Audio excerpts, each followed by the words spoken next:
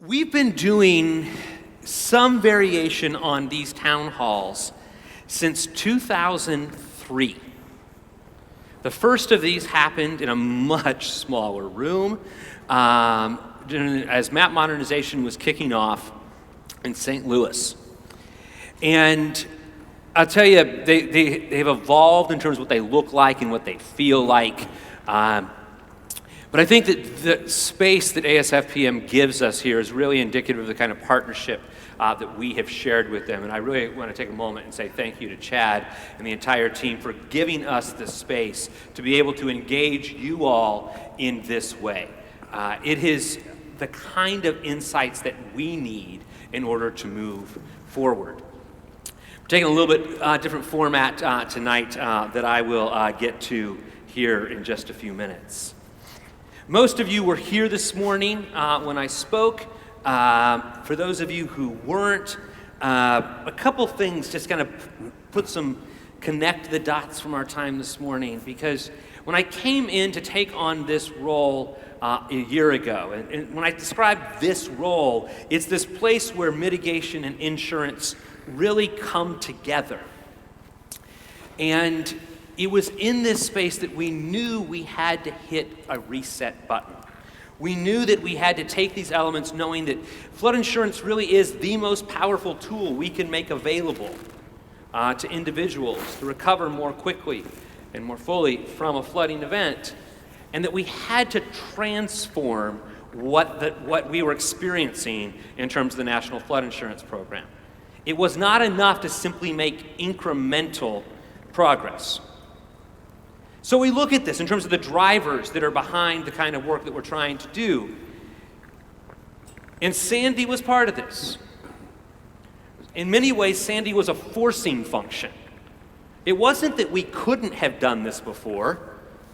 It just there wasn't a drive that was forcing us to do so. There's a lot of movement on the Hill. I almost said a lot of noise. A lot of interest on the Hill on these pieces, and a push and a pull in terms of the dimensions of it.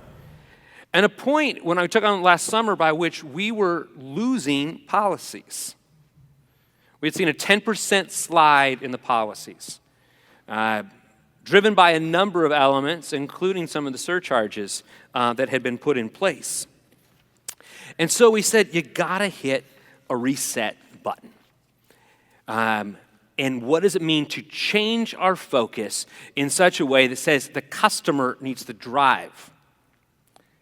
So if you're in the hallowed halls of the third floor of 400 C Street these days, the way you experience this is if you're coming in to advance a policy position in my office and you haven't yet told me the impact on a policyholder, you're not going to last very long. The policyholder has to be at the center of the decisions that we're making. And there's other customers as well. And we'll talk about those dimensions, particularly as we look at the role of communities. So you can't do something like this in a large organization without putting some kind of acronym on it, right? So, CX. What is CX? This is a term largely out of the private sector, although there are government entities that have taken it on, where we pick up this element related to the customer experience. And this morning, I talked about the customer experience in terms of simplicity, ease, value, and trust. We need a product, and we need programs that have enough clarity in them that people can actually understand what it is that they have purchased. That how you access it has enough ease to it, by which it doesn't take an extraordinary amount of effort to get there. You've got to know the value of the product that you have purchased, and you've got to trust us. And so behind that were these four dimensions that I talked about this morning related to the value, the product itself, service and brand, and we're doing work on all four of these elements. So when you pick up this element related to CX, related to customer experience, you begin to walk down a series of journeys. And in each case, you try to put yourself in a position that says, I want to understand how a customer, how a real person would go through this. Now, for some of you that like to poke fun at folks inside the Beltway, this is absolutely contrary to the standard Beltway ivory tower kind of approach. This says, rather than taking the high-minded top-down view, you start at the point of impact in terms of who's using it. So, we did some work. For the first time in the history of the program, we surveyed our policyholders. Yes, it was for the first time. 2,000 of them. And we asked them a whole series of questions. One of the headlines, satisfaction rate with this program. Satisfaction with this program from our consumers, from our policyholders. 40%.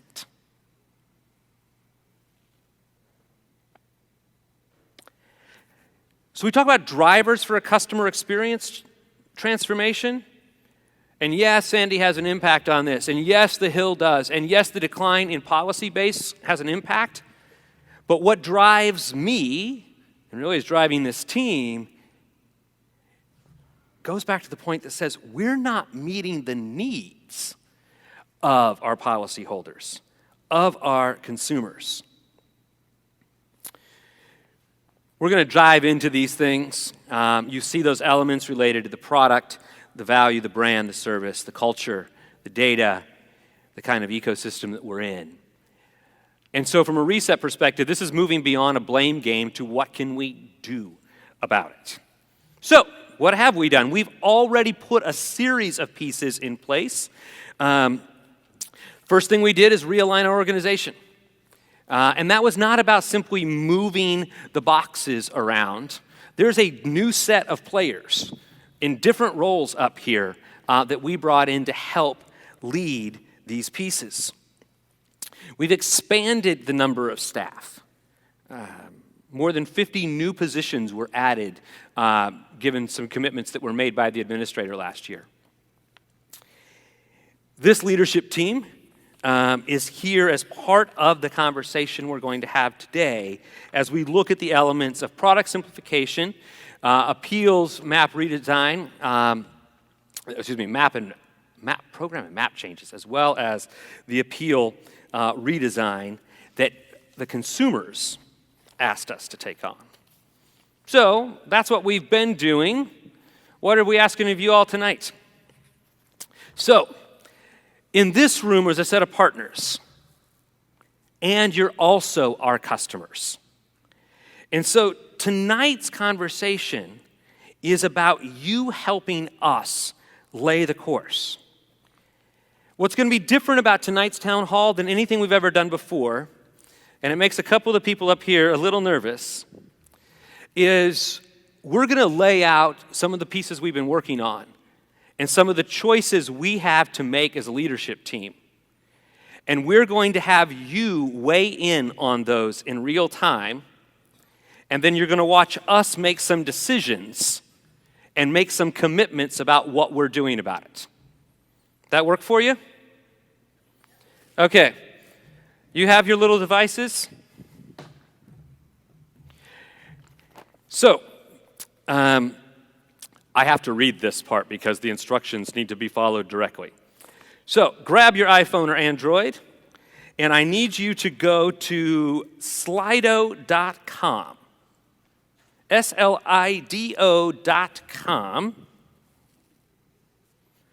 I'm going to walk you through this, and then we'll help you again. So, slido.com. When you get to slido.com, you're going to put in hashtag FEMA. Hit enter, and it's going to set up a way for you to vote. So as you navigate to the voting webpage, don't worry if it says no active poll. It'll start in just a minute. So for those of you still playing along, if you needed to get on the Wi-Fi, remember the password was Wednesday with a capital W. You went to slido.com. you put hashtag FEMA.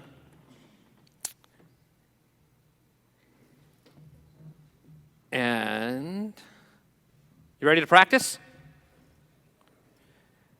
Okay, so for this first one, you get to choose one word. When we say FEMA, I want to know the first word that you think of. Type it in.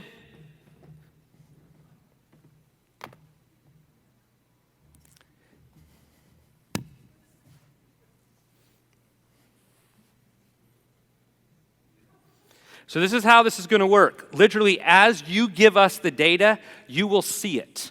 And in this instance, some of them are direct polls, some of them are places where you're going to give us words. This word cloud begins to be established. It does appear that the technology is actually working, which makes me feel much better. You never quite know.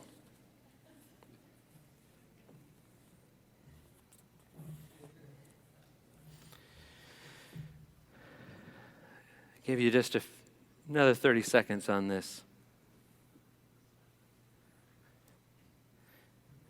It's unfiltered, it's what you say. Which is to say, some of the words are kinder than others, and I'm okay with that. I really am. Trust me, I've sat at the other end of bright lights. I've been called many, many things. Many things.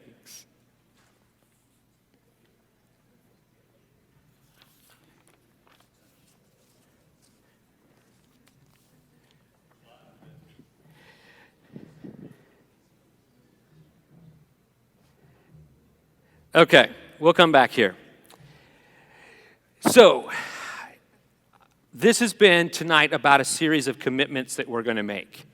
And most of you know them, but I want to make sure that I have the opportunity to introduce these key leaders from my team to you tonight. So through some of the changes we made, we actually broadened our work on mitigation. And so Mike Grimm is now the Assistant Administrator for the Mitigation Directorate. So that's all the work we do in hazard mitigation assistance, all the grant programs, as well as the work we do in floodplain management, the community rating system, as well as all of the work we do related to our disaster cadres. All of that sits under his leadership.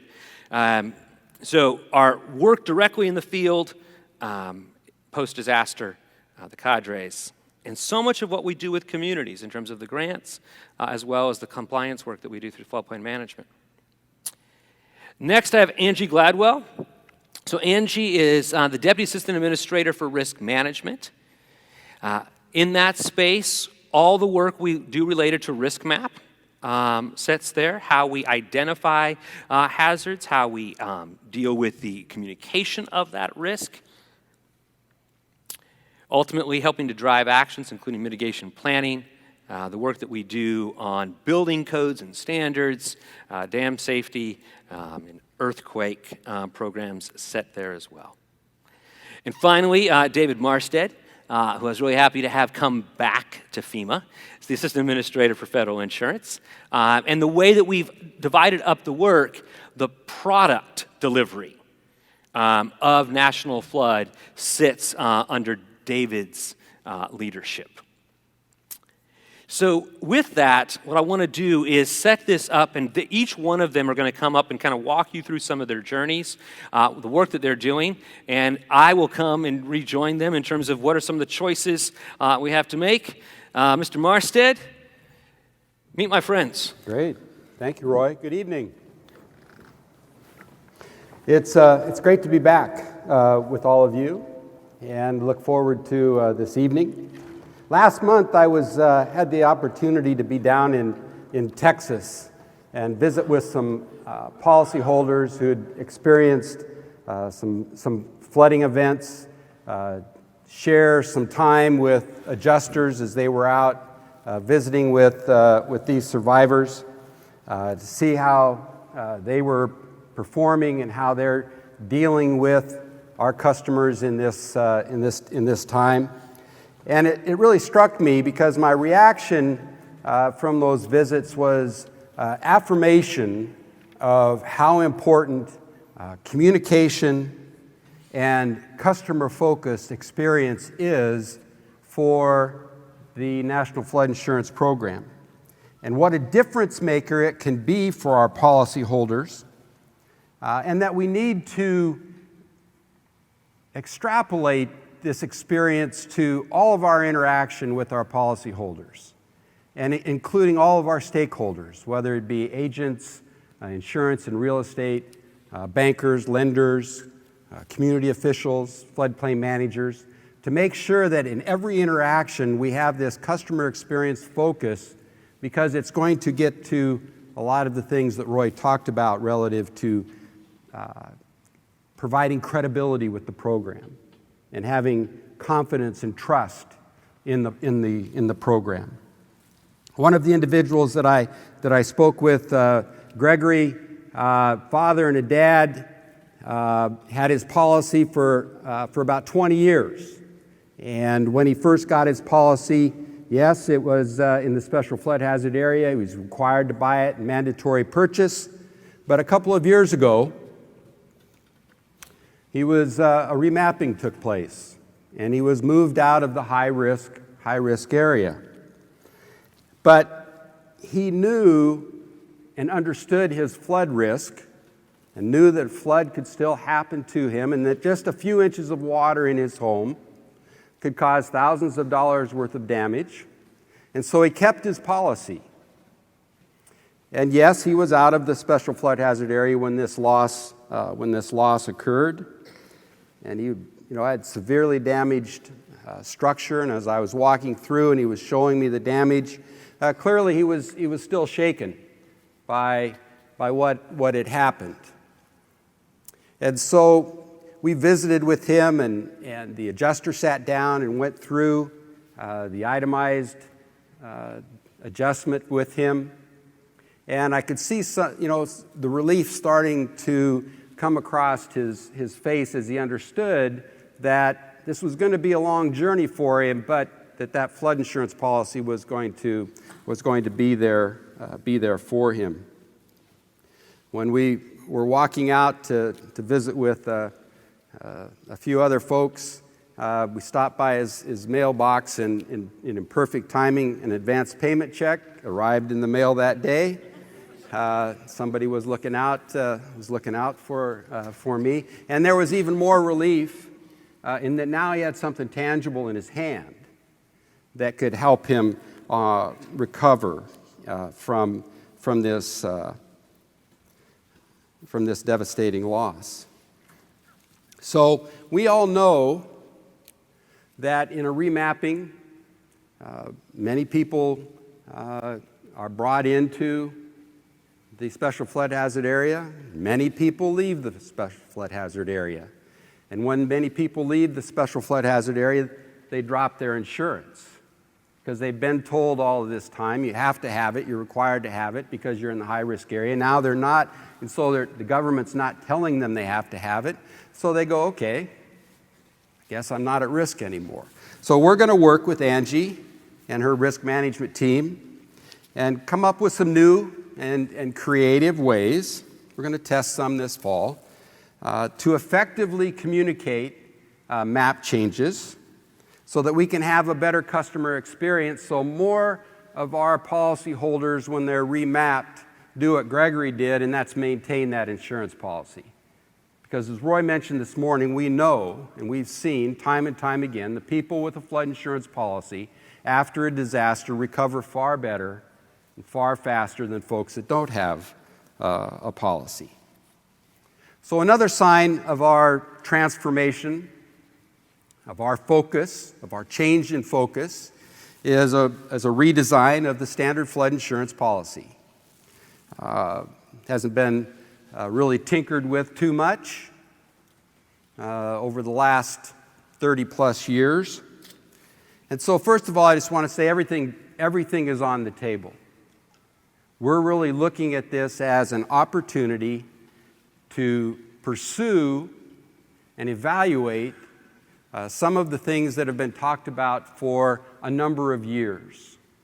Because we've heard from folks like you our policyholders that the policy is too complex. It's too confusing. Many times we don't match what one thought when they bought the policy with what occurs when they suffer a loss. So we've got this mismatch of expectations.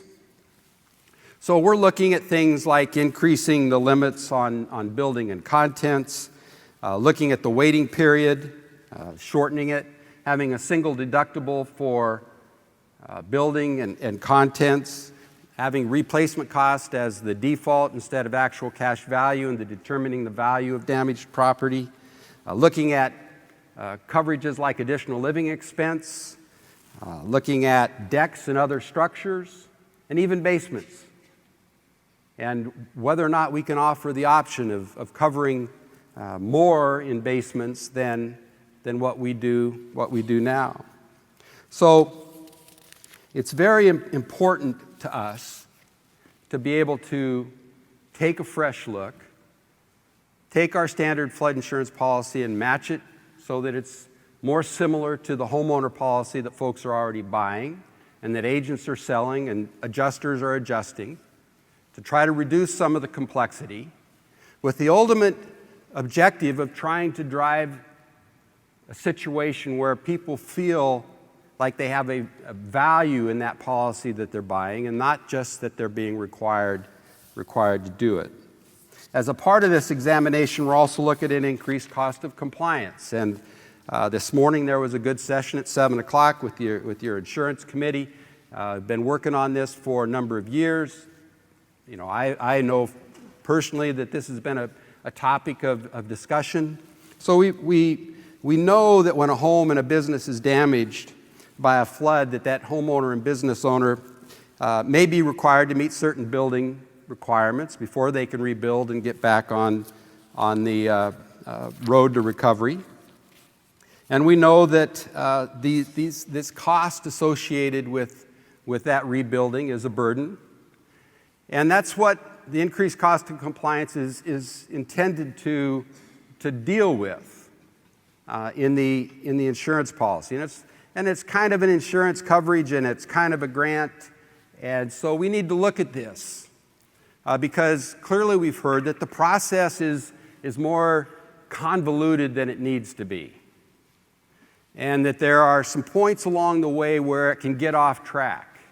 And the objectives that I think we all can agree to don't occur. And we also know that the $30,000 limit that's provided on the policy many times is inadequate. And again, may not lead to what we're really trying to achieve with offering this in the standard flood insurance policy. So our goal is to consider looking at how we can simplify and standardize that process so it's easier for the customer to both learn about ICC and then pursue it if they choose to, and then also consider ICC limits and whether or not we can balance the affordability issue that certainly is of high importance to us as we're looking at reauthorization moving forward. And we hear many people have a challenge already with the affordability of the policy, but how we can balance the affordability, making sure we can keep premiums affordable, with the additional coverage that we believe homeowners need and are going to make them and their communities more resilient going forward. So you get to go back to work, your phones in hand. We're going to take you through 3 questions. Before we drive into these, when you see them come up on the screen, there may be more options than you see up here, so look at all of them. So we're going to take you through a series of 3 of these things to help inform where we're at. So somebody's already voting. Look at that. When policyholders experience a flood loss, how often do you think that ICC is needed?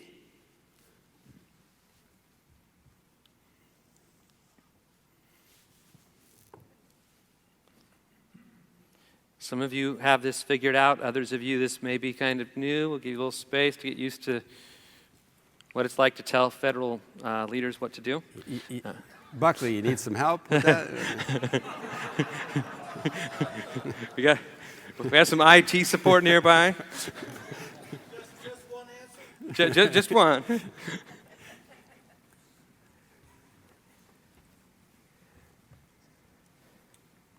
So we're in the frequently to sometimes. Where do you think ICC is needed? Let's go to the next question. Very interesting. When a policyholder experiences a flood loss, how often do you think it's used?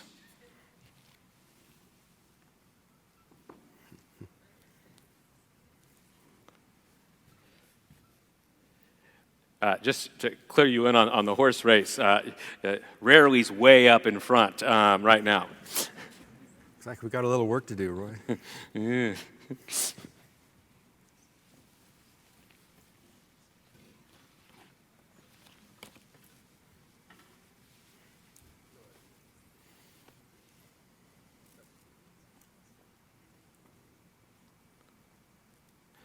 Okay, so we asked how often is it needed, which was in that kind of frequently space, to sometimes. On how often it's used, it's rarely. Let's go to one more. Last question on this ICC. How often is the current ICC cap amount sufficient to meet the mitigation needs of your constituents?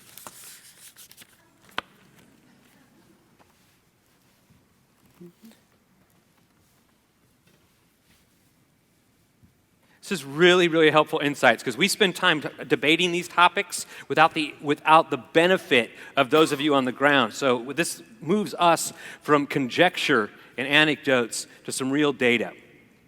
Those numbers are still moving. I'll give folks.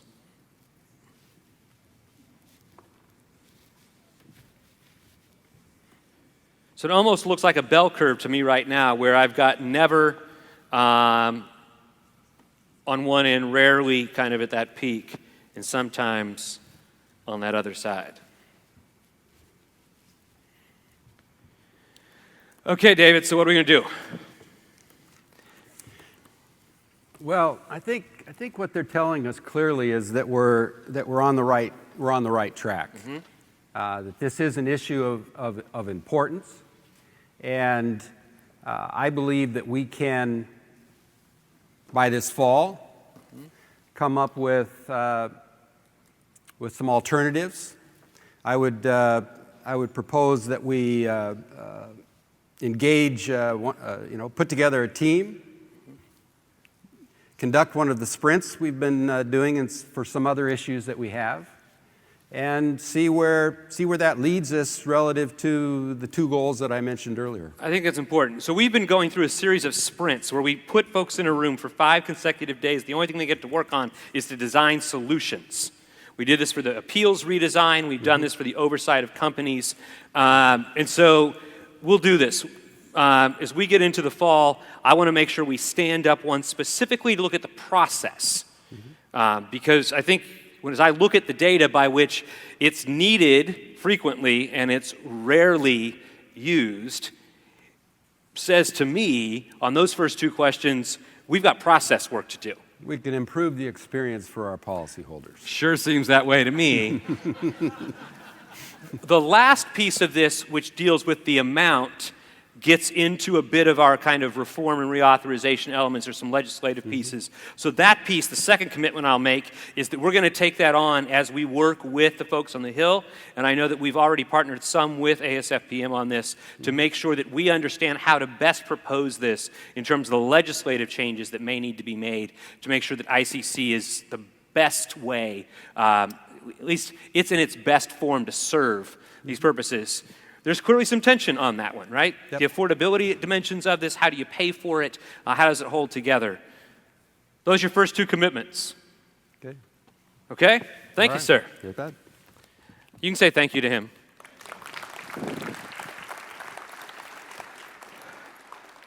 We've been talking about policyholders.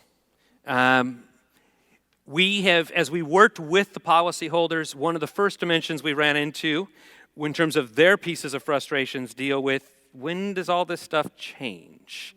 And maps and fun stuff. Angie, come talk to us. Good evening. David mentioned to you briefly that how we communicate map changes is an important issue for us. And I want to talk to you a little bit about that. But before I do that, I have a question for you. So now is the time for you to go to your phone. I would like to know how many of you have attended a community meeting for the issuance of a new flood insurance rate map. I'm expecting that this will probably be a large number of you, because if you've had new maps in your communities as floodplain management officials, you're likely going to be there, but we'll see what the results are. Roy, you've been to a couple of these, haven't you? My favorite ones all happened in New York and New Jersey. Ah.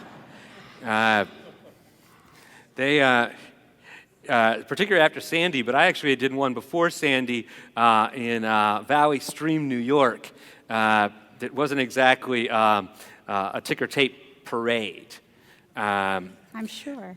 But the ones that we then did after Sandy, where we had a lot more tools in hand to help folks understand the impacts of what was changing. And those were two very different experiences in communities. Absolutely. Well, it looks like we have 74% that have attended this. So I'm sure you all will have some experiences to share with me and see if my experience lines up with yours. So as Roy mentioned, I'm new into my role. I came into this position in FEMA on February 1st. So as a learning experience, I recently went out to a community meeting and open house for the rollout of a new preliminary flood map.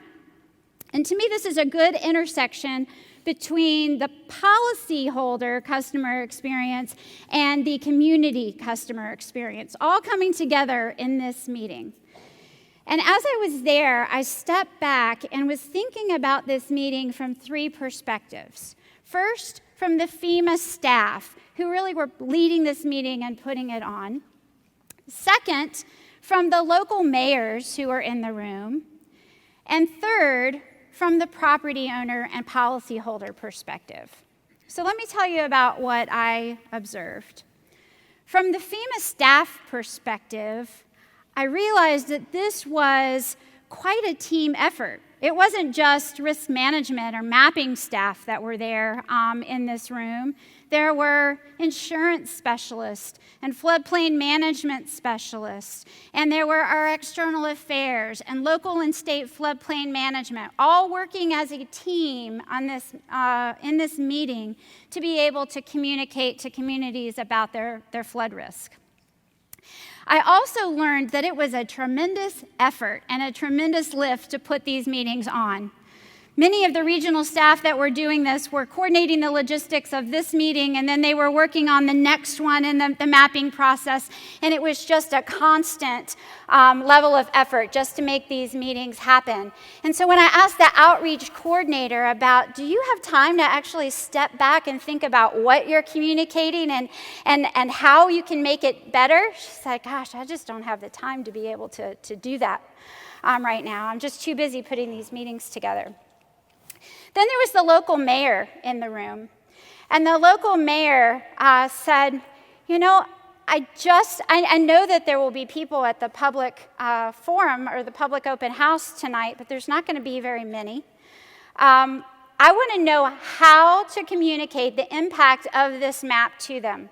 I want to know what's changed. Where in the community are the changes happening? What are we likely to expect from the insurance premiums in this community? I need to be able to communicate that to them. And so I took away from that we need to collectively equip those local officials to be able to be that advocate, to be that voice, and to go out on our behalf and to be able to communicate that.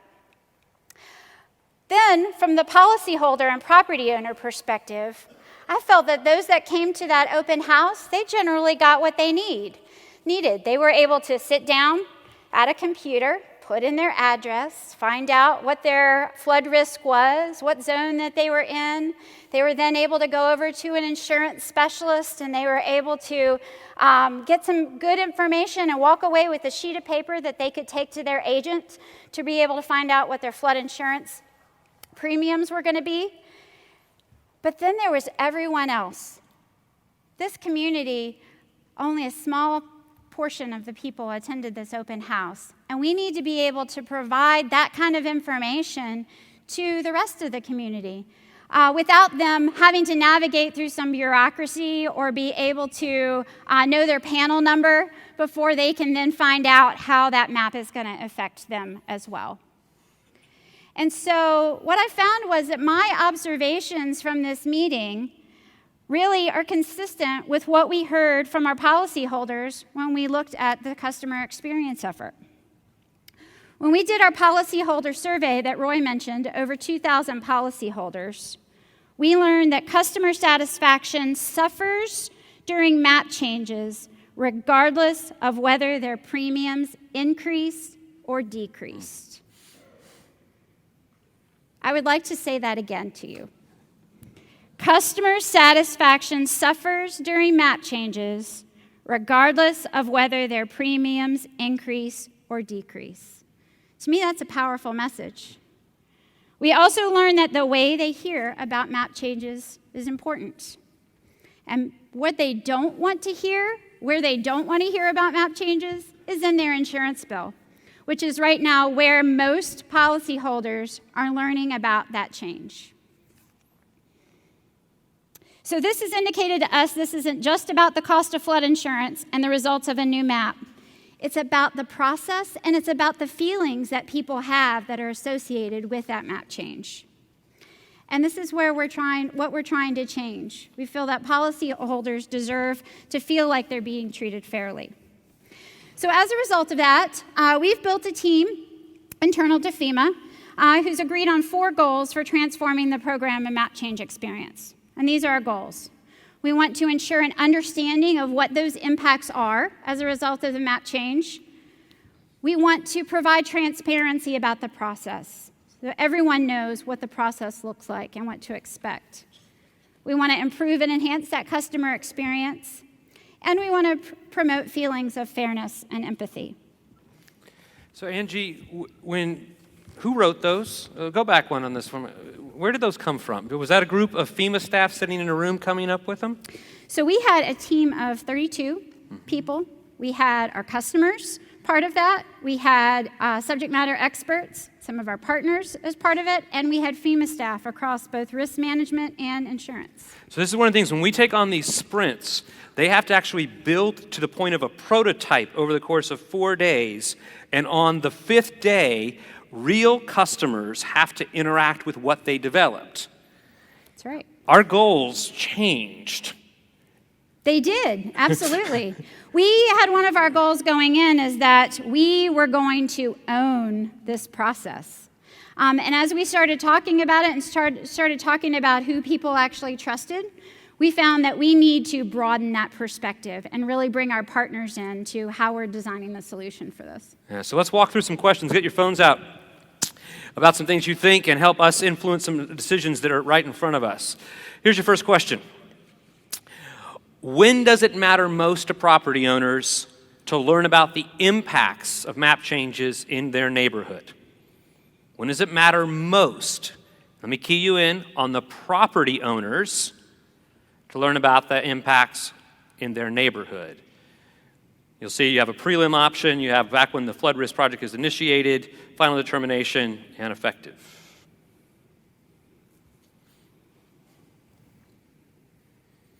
We will be asking you throughout this to kind of change perspective, sometimes as a community, sometimes asking from a property owner perspective. This one is focused on the property owner. So Roy, it's interesting that we have a lot of people saying that it needs to be 1 to 2 years before effective.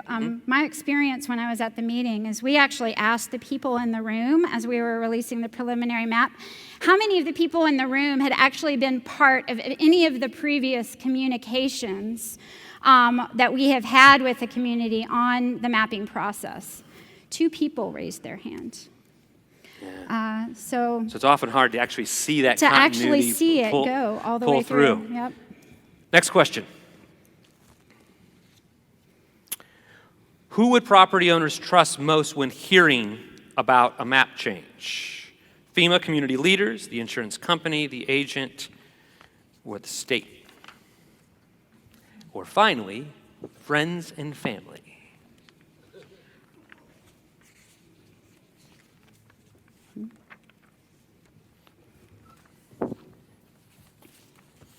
Look at that. Starting to look like a cell phone commercial. That's right. So we Can learned I get on your pretty network? clearly. Yeah, that's right. We learned pretty clearly in the policyholder survey that FEMA was not the trusted source, and that's really not who they wanted to hear from.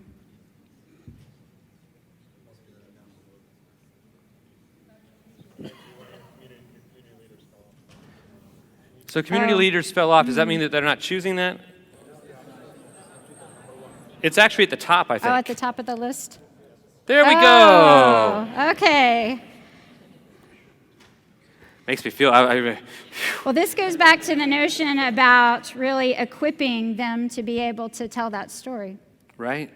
Well, we'd even asked some questions we were doing some of the prototyping about. That's right. If you made an outbound call from FEMA, would it have an impact on you? Absolutely. And they said, the federal government doesn't call me. That's right.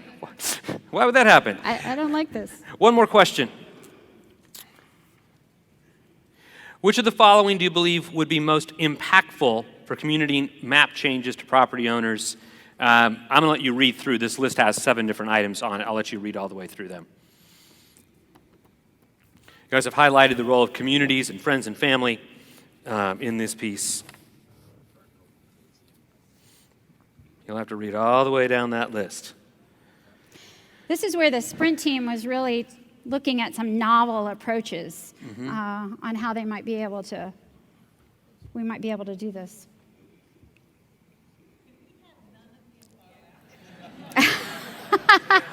No. And I think it's important to say we're not going to take necessarily, these are not necessarily the solutions that we're going with, but as we're trying to think about what those novel approaches are, these are some of the things the sprint team came up with. And we just wanted to be able to share them with you and see what you thought. The numbers are still moving quite a bit, so let's let this one keep playing out just a little bit more. They're not the only ideas. We're going to make some commitments here about some more work to go on this. We're trying to, these are some of the ideas that folks have sent our way and teams have played with, knowing that the way that we've been doing it, while helpful, has not been good enough. Right. So digital solutions, local third-party advocates, some turnkey solutions for insurance agents, some door-to-door work. They're still moving a bit, so I will wait.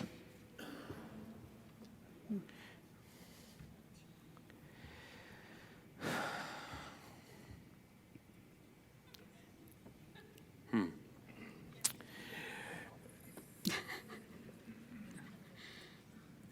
think the horse race is slowing down. Yep. So, Angie, let's talk about commitments here. This is clearly something that the folks have already prioritized for us that we need to do some work on. What can we do in the near term in this space? So I think what we can do is take the impact, some of the input that we received from the sprint, and we can start piloting this. Let's go out to some communities, let's pilot this, and get some feedback. So I'm an impatient type, right? So how many pilots, how quickly? I say 5 pilots. Let's do it by the end of the summer. Let's make it 7. Oh. All right, 7 it is. Let's go with 7. We've got to be in enough diverse kinds of places by which we can learn some pieces and figure out what's having an impact. Because I want to make sure that we're learning something fast enough so that great ideas float up, some ideas that don't work, we're putting the kibosh on. Because ultimately, we've got 1,400 projects going on across the country. Absolutely. And we got to make sure that we're having an impact sooner. Immediately. All right, sounds good.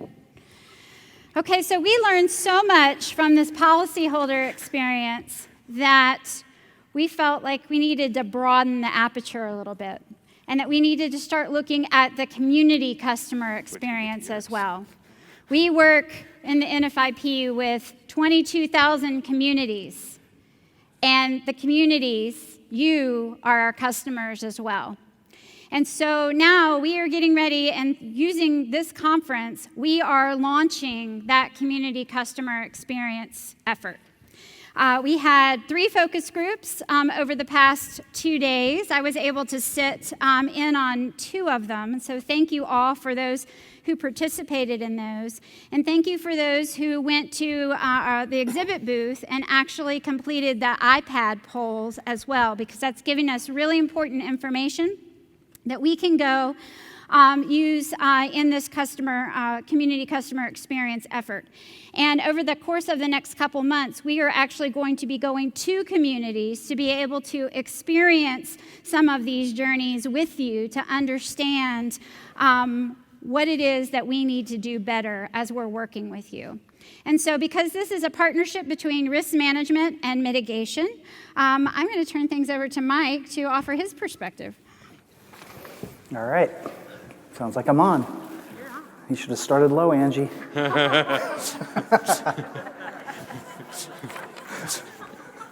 Your turn's coming. My turn's coming. All right, so good to see everybody. So we're here tonight to talk about how we can deliver our programs better to the customer. And in this case, it's community. We're talking about delivering programs better to the communities. And a lot of the times we deliver this one-size-fits-all approach, right? Whether it's technical assistance, training, publications, whatever we have. Think about all the floodplain management stuff we have out there. And so we're beginning to hear, have been hearing, that's not necessarily the way to do it, right? The focus group that I just came out of was clearly talking about there are many different kinds of communities. There's coastal, there's riverine, there's very highly capable communities can do everything on their own. There's communities that need a lot of assistance. So we need to be able to look at that, take the data, and begin those discussions and collect data on how we can do things better. So the key things that I want to focus on are, 1, where do we bring value? So where are we doing something well? And where can we improve? So before I dive into the questions, I want to talk about a journey that I had starting back in the mid-90s. My first conference was in 1996 as a local official in San Diego. And I worked for the city of Fort Collins, and I was young, enthusiastic, and floodwaters were flowing through my veins. I wanted to save the world. I still do. So my first assignment, though, at the city of Fort Collins, go Rams, was a biennial report. Does anybody remember the biennial report? Anybody fill that out in their career? OMB form number 1660-0003, how we collected information from communities. So, I was taking my job pretty seriously, young floodplain manager. I looked at this official government form, and I said to myself, Mike, this is for FEMA in Washington, D.C., where there's lots of important people making lots of important decisions. So I looked at those 10 questions, and I made a plan. After all, Section 2E, Box 2C is where I have to sign it. My name's going on this. So, you can see the form up there. So at that point, at the city of Fort Collins, I think Brian's here, right? Back then, when I was there, we didn't have the D firms quite yet. So I got out my trusty paper maps. You can tell I put my own photos in this one. And stitched together those paper firms, and often the edges don't really line up, and the streets, and the north arrow, and all those things. And I took my Mylar and I put it on top of that. And question, Section 2B, how many structures are in the floodplain in your community? So I put the Mylar over that. And God, for 2 weeks, I counted rooftops. This is a real story, I'm not kidding you. I counted rooftops.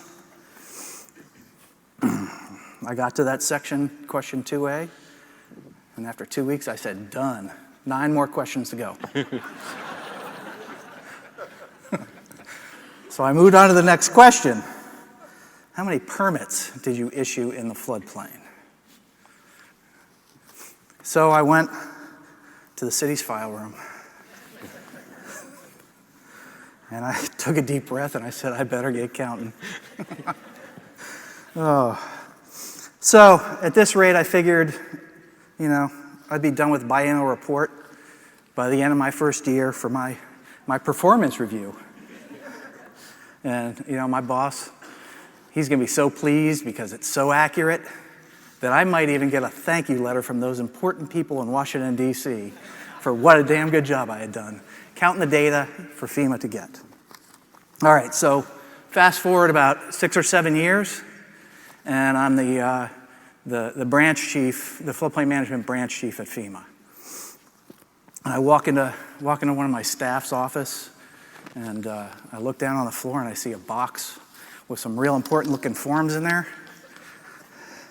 And I say, hey, Rachel.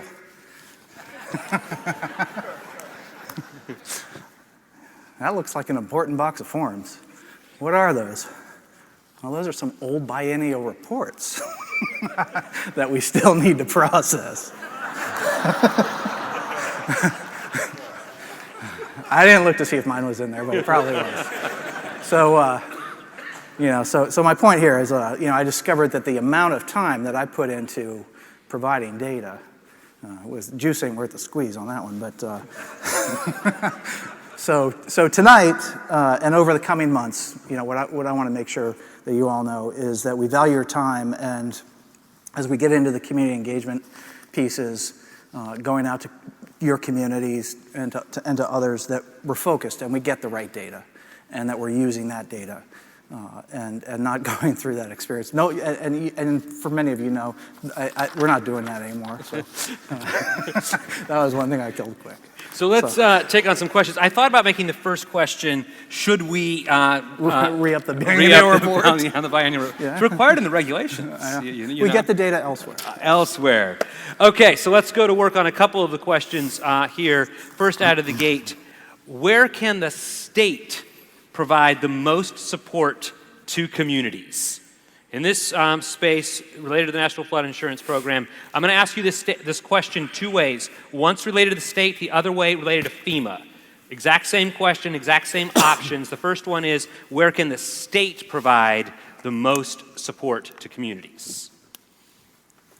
And the horses are a-moving.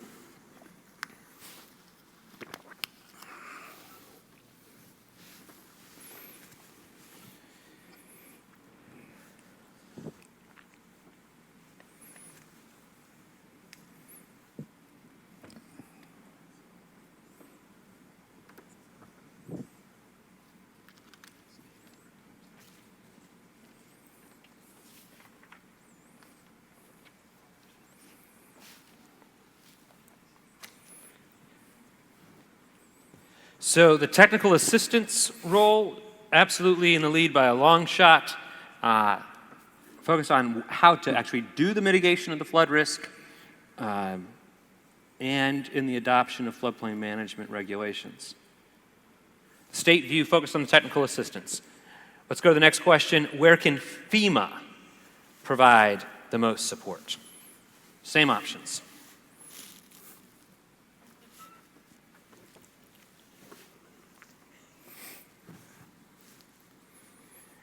As we said, this is the government-to-government kind of interactions that we have here, and if we're going to make this improvement work, we got to understand how to best play to these roles.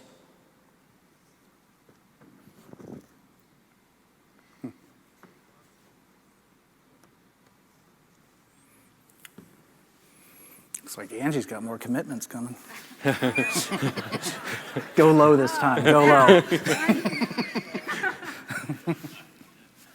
So the FEMA role on the flood risk side, some on technical, some on mitigation. Angie, why don't you come join us, because you're about to get some more. Me too. Don't worry, we're in it together. Some of these That's people right. seem to like it.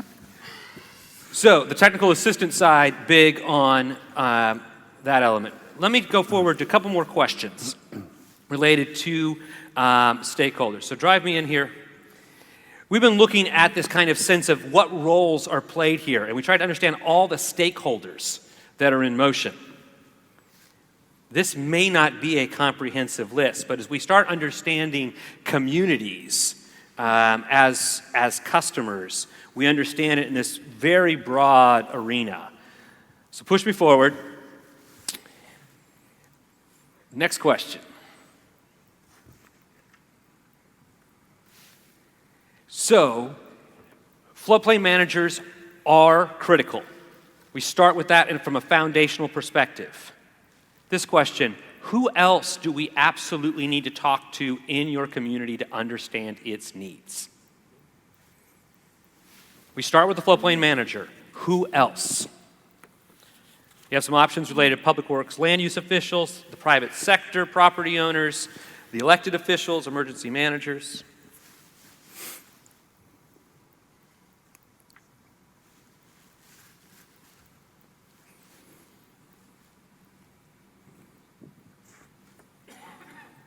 Someone's going to get a trip to the American Public Works Association conference this year.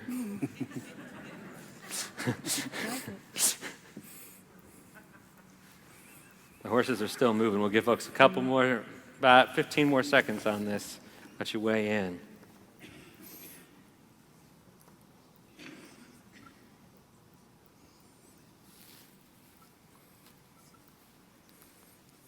I'll tell you what I see here on this one is, if we would have given them an all of the above, I think we would have, it would have scored very high. Because you look at that kind of, clearly the land use public work side is up the front, but really strong across those other dimensions. Next question. Who needs to play a bigger role in owning the local flood risk?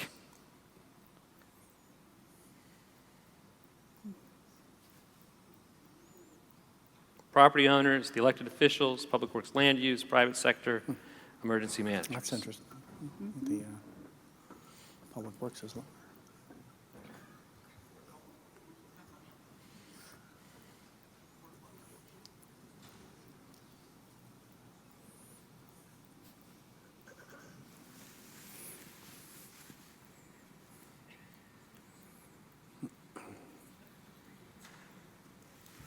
These local electeds, and seeing the owner themselves. Yes.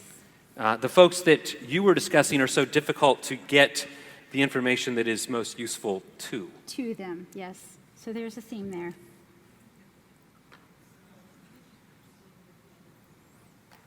There's about 15 more seconds for those of you who haven't weighed in yet.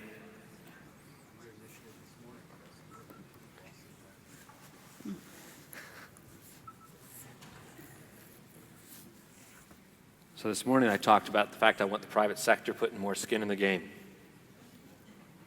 Not a lot. Not a lot.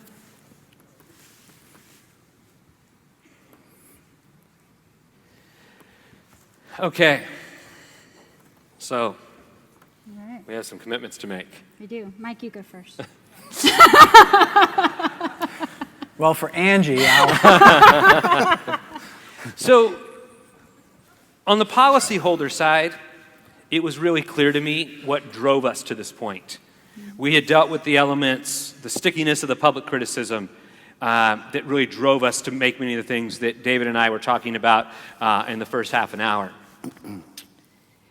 We're not at a crisis point by which something has blown up.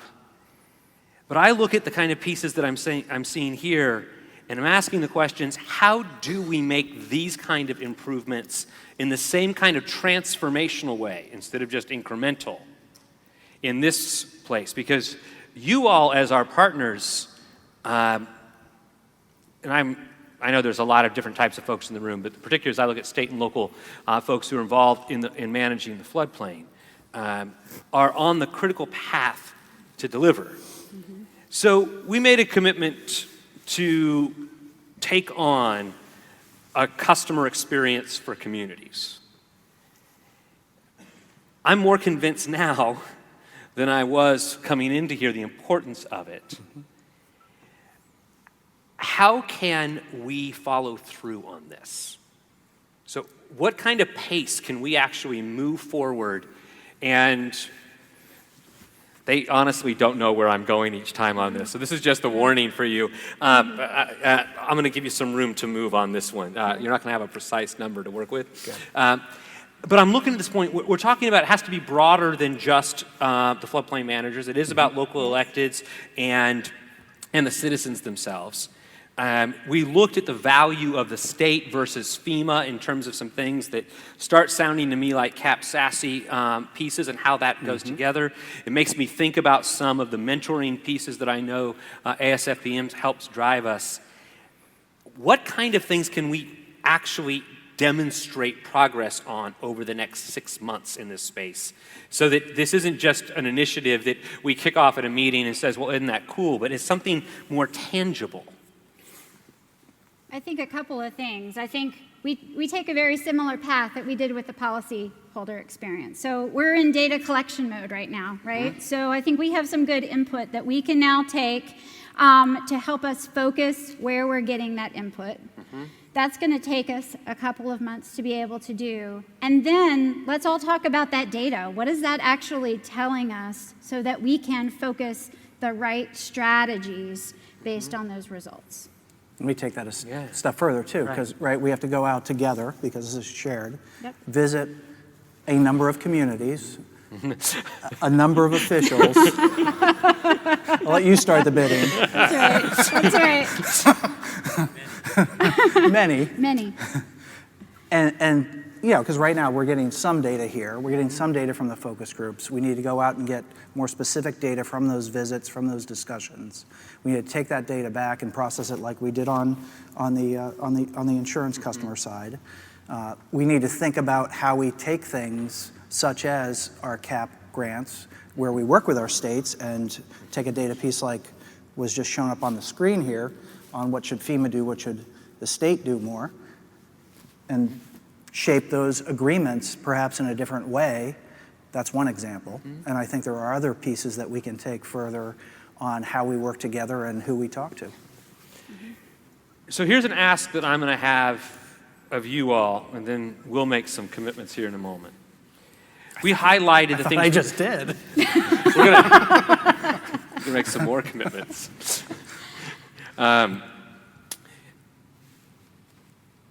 We highlighted the public officials. We highlighted this kind of land use, public works elements, and particularly. As we do our various sprints, we're always committed to finding real people who represent those elements.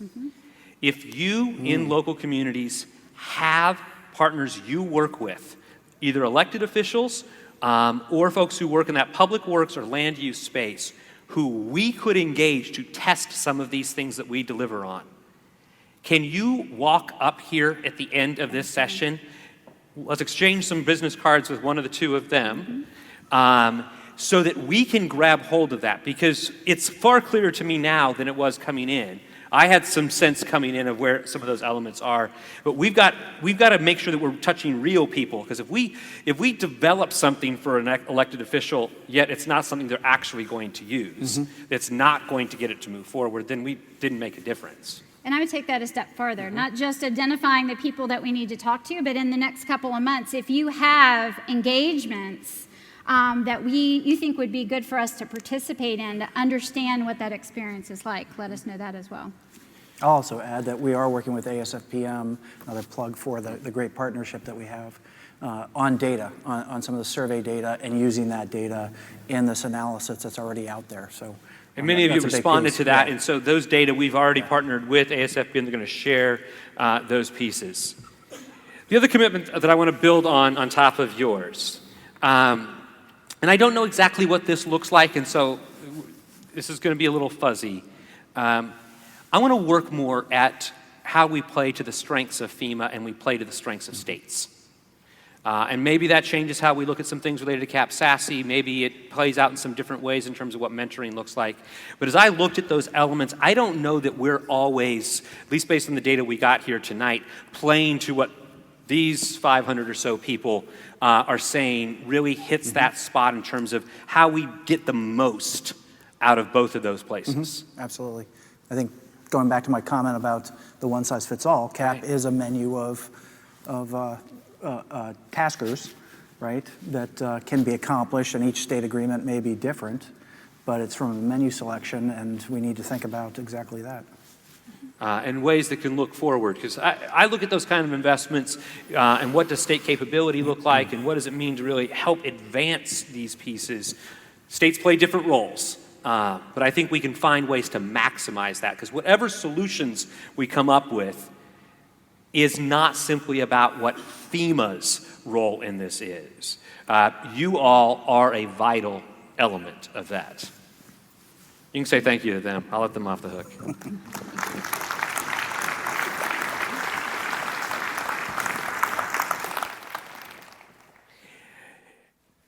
So as we wrap up, I want to recap the commitments that I've made to you. Maybe I'll even show up next year and report progress against these. It's always far more dangerous to actually make commitments, right? This customer experience piece is not about what FEMA does. It really is about how we collectively in this room. I look at the kind of things I highlighted this morning. We're seeing increased funding in mapping and seeing that research that we haven't seen in about 5 years. But it means a lot more communities are going to be touched, which is great, but it's the right juncture to improve and perfect these elements. I look at the topics related to what does it mean to buy down risk. And whatever plays out in terms of the presidential election, I am confident that the next administration coming in is going to say that we've got to reduce the risk in this nation, that the increased cost related to these disasters. And unlike any other program FEMA has, the National Flood Insurance Program is a relationship with 22,000 communities. And we've got to best leverage that relationship in both directions if we're going to be able to address the changes that happen in the climate, and frankly, the changes that are happening just because of the built environment. It's changing so much about the hydrology across the country. So let me wrap it up, because I think I've got 4 major commitments that are here with some subpoints. Consider these on your performance plans. I can make changes on those for 8 more days. An ICC sprint, looking at both the process to make sure that we can deliver it more effectively, and secondly, taking on the legislative conversations about should we make some changes in terms of the coverage limits and how that plays. Those are both yours. Cool. 7. This summer, 7 communities where we're doing with some kind of level of engagement, whether it's the direct map rollouts, the prelim, some of those kind of pieces, where we'll go out and actually experiment with some of the ideas we heard here today, as well as some of the particular things coming out of the focus groups where we got a lot more detail. On the community front, we're going to take the data from here as well as the data from the ASFPM recent survey and let that help kind of do this as we start this element. We're going to use the kind of contacts that you give us in terms of the public officials, both public works, land use, and electeds, in terms of understanding if that's really at the crux of how we're going to do this. We're going to make community visits. And you don't just get to count her 7. How many? Many. Doesn't seem fair that she's got a number and you don't. I'm going to help her and support her. We're in it, yeah. So he'll have 7 more communities that we engage. Hundreds. How many? 7. Okay. Seems too low, evidently. I should have gone higher. Go 3.